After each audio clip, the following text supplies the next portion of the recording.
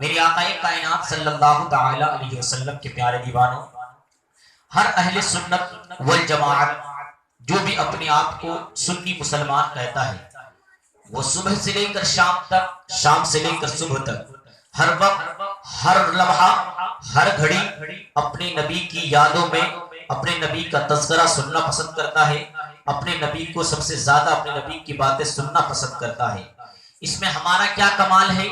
اس میں ہماری کیا خوبی ہے؟ اس میں ہمارا کوئی کمال نہیں ہے۔ اس میں اس لیے کہ آپ دیکھیں، ہم نبی کا تذکرہ کر رہے ہیں، آپ نبی کا تذکرہ سن رہے ہیں، ہم وہاں سے نبی کی باتیں بولنے کے لیے آئے ہیں اور آپ اپنے اپنے گھروں سے نبی کی باتیں سننے کے لیے آئے ہیں۔ ہمارا تو یہ خوش نصیب انسان کی بات ہے۔ اللہ تبارک و تعالی، میں نے دو جگہ سے قرآن کریم کی آیت کریمہ پیش کی ہے۔ ایک جگہ 30ویں پارے میں ارشاد فرماتا ہے وَرَفَعْنَا لَكَ ذِكْرَكَ، حبیب یعنی اے محبوب یعنی اے محمد، میں نے آپ کے ذکر کو بلند کیا، میں نے آپ کے ذکر کو بلند کیا۔ رفع کے بعد نہ ہے، نہ کا معنی آتا ہے میں نے۔ اب میں نے کون کہہ رہا؟ میں نے اللہ تبارک و تعالی کہہ رہا ہے، حبیب میں نے تیرا ذکر بلند کیا۔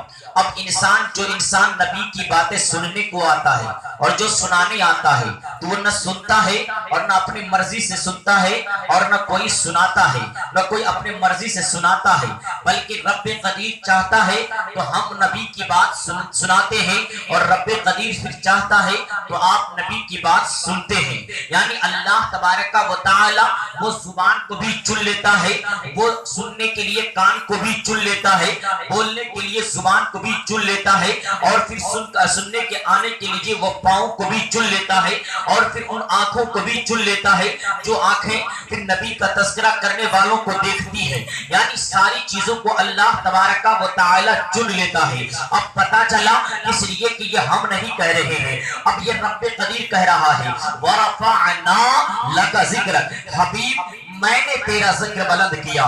مطلب کیا ہوا؟ ہم نبی کی بات کر رہے ہیں، ہم نہیں کر رہے، خدا ہم سے کروا رہا ہے۔ ہم نبی کی بات بول رہے ہیں، ہم نہیں بول رہے ہیں، خدا ہم سے بلوا رہا ہے۔ آپ سننے کے لیے آئے ہیں، آپ نہیں آئے ہیں، خدا نے آپ کو سننے کے لیے بھیجا ہے۔ آپ اپنے کانوں سے سن رہے ہیں، آپ نہیں سن رہے ہیں، بلکہ خدا آپ کو سنوا رہا ہے۔ میرے آقا کائنات کے پیارے دیوانوں، اس سے آسان سے لفظ میں یوں سمجھے۔ اب دیکھیں قرآن کریم جب یہ کہتا ہے، رب کہتا ہے کہ حبیب میں نے تیرا ذکر بلند کیا، میں نے تیرے مرتبے کو بلند کیا، میں نے تیرے ذکر کو بلند کیا۔ اب آپ دیکھیں آسان سے لفظ میں دیکھیں، آج انسان میلاد النبی میں، جشن عید میلاد النبی میں اعتراض کرتا ہے۔ آج انسان جشن عید میلاد النبی پر اور محفل میلاد النبی کا منکر انسان اعتراض کرتا ہے، تو ان سے یہ نہ کہے کہ ہم کیا کریں، ان سے یہ کہے کہ رب سے پوچھا جائے۔ آپ دیکھیں اگر دنیاوی مثال سے آسان سے لفظ میں سمجھیں کہ ایک فیکٹری ہے اور اس میں ایک کارخانہ ہے، کارخانہ میں ایک ڈائریکٹر ہوتا ہے، اس کے بعد ایک مینیجر ہوتا ہے۔ کارخانہ میں ڈائریکٹر کہتے جہاں جنریٹر چلتا ہے، انہوں نے اپنے نوکروں کو کہا کہ یہ جنریٹر یہاں نہیں رہے گا بلکہ یہاں سے ہٹا کر دوسری جگہ کر دی جائے۔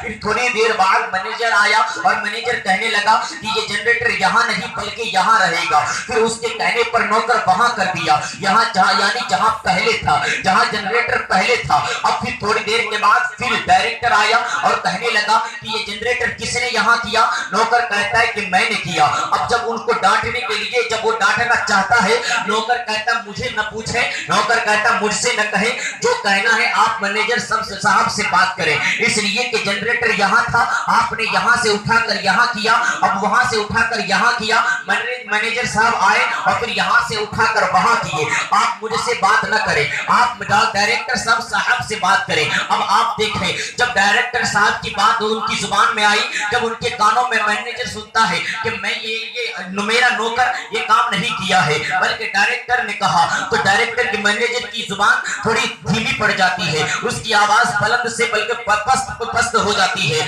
اب وہ آہستہ ہو جاتا ہے، کہتا ہے ٹھیک ہے میں بات کر لوں گا، ٹھیک ہے میں ڈائریکٹر سے بات کر لوں گا۔ جب اتنی بات سمجھ میں آ گئی، اب میں جہاں تک آپ کو پہنچانا چاہتا تھا آپ کو میں پہنچا چکا ہوں۔ اللہ تبارک و تعالی کہتا ہے کہ وَرَفَعْنَا لَكَ ذِكْرَكَ، وَرَفَعْنَا लक ज़िक्रक, हबीब मैंने तेरा जिक्र बुलंद किया, मैंने तेरा जिक्र बुलंद किया। रफा के बाद ना है, ना का माना मैं होता है। हबीब मैंने तेरा जिक्र बुलंद किया। अब जब फैक्ट्री और कारखाने की मिसाल समझ में आ गई, नात पढ़ने वाले नात पढ़ेंगे, नात लिखने वाले नात लिखेंगे, तकरीर करने वाले तकरीर करेंगे, नबी का जिक्र करने वाले नबी का जिक्र करेंगे, नबी का जिक्र सुनने वाले नबी का जिक्र सुनेंगे, नबी का तस्करा करने वाले नबी का तस्करा करेंगे। लेकिन जो एतराज करने वाला है वो तो जरूर पूछेगा, ये जो तू नात पढ़ रहा है ये कहाँ लिखा है? ये जो मीलाद सुन रहा है ये कहाँ लिखा है? ये जो तू मीलाद पर तकरीर कर रहा है ये कहाँ लिखा है? अब मैं कहता हूँ तो उनसे जवाब दे कि अरे मुझसे न पूछ, बल्कि डायरेक्टर अगर नौकर डायरेक्टर और अगर डायरेक्टर और मैनेजर अगर टकर जाए तो फिर नौकर का काम बीच से खत्म हो जाता है, वो आपस में बात कर लेते हैं। और फिर नात पढ़ने वाला अगर कोई एतराज करे कि नात तू पढ़ रहा है ये कहाँ लिखा है? तकरीर कर रहा है ये कहाँ लिखा है? जुलूस तुम मना रहे हो ये कहाँ लिखा है? मीलाद तुम मना रहे हो ये कहाँ लिखा है? तो उनसे कहे हमसे न बोल, बल्कि खुदा के कुरान से बोल। खुदा का कुरान कहता है वरफ़अना लका ज़िक्रक। एतराज करने वाले उनसे क्या पूछता है? मुझसे पूछ, इसलिए कि मैंने अपने हबीब के जिक्र को बुलंद किया। नारे तकबीर, नारे रिसालत, मिलादुन नबी जिंदाबाद, नारे तकबीर,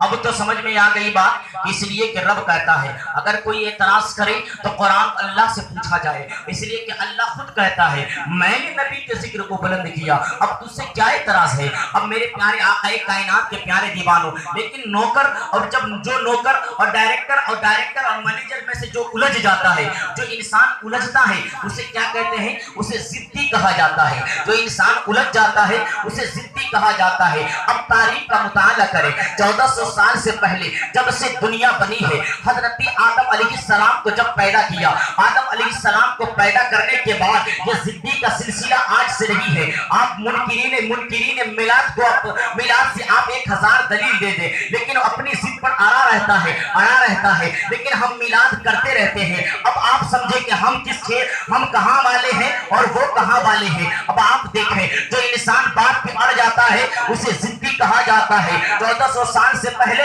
उससे पहले कई हजार साल पहले जब आदम अलैहिस्सलाम को रब ने जन्नत में पैदा किया तो उस वक्त रब ने कहा कि मैंने अपने नायब बनाया है। अज़ाज़ील को कहा, अज़ाज़ील यानी शैतान को कहा, इब्लीस को कहा, फरिश्तों को कहा, हूर और गिल्मा को कहा, कि मैंने अपना नायब बनाया है, लिहाजा इसके सामने सजदा किया जाए, लिहाजा इसकी ताज़ीम के लिए सजदा किया जाए, इसके सामने सर झुकाई जाए। अब आप गौर करें, आपको समझ में आ जाएगा कि हम मिलाद क्यों कर रहे हैं। अब आप समझ में आ जाएगा हम जुलूस क्यों मना रहे हैं। अब आपको समझ में आ जाएगा कि हम नबी का तज़किरा क्यों सुनते हैं और क्यों सुनाते हैं। जब अल्लाह तबारक व तआला ने इब्लीस और फरिश्तों से कहा कि मैंने अपना नायब बनाया है, इसके सामने सजदे किए जाए, इसके सामने सजदा किया जाए, इब्लीस ने अकड़ गया। इब्लीस ने कहा नहीं खुदा, या अल्लाह मैं सजदे नहीं कर सकता, मैं आग से बनाया गया हूँ और इंसान मिट्टी से बनाया गया है, मैं आग से हूँ,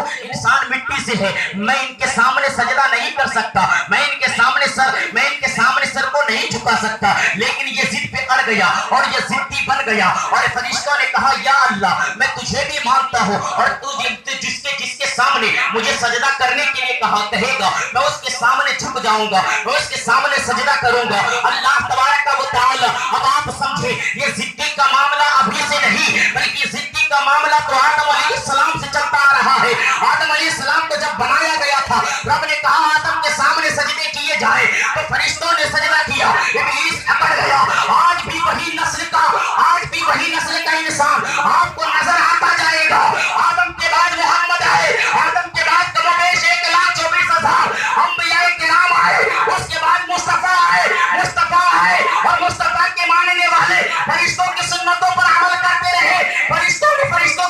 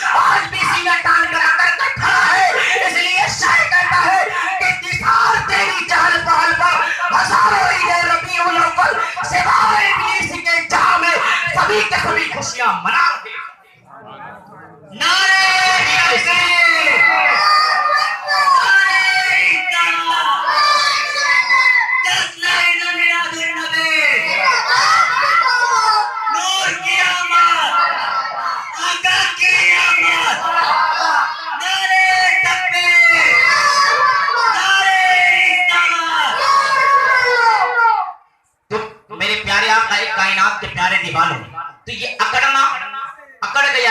گیا اللہ تبارک و تعالی نے جس کے سامنے سجدہ کرنے کے لیے کہا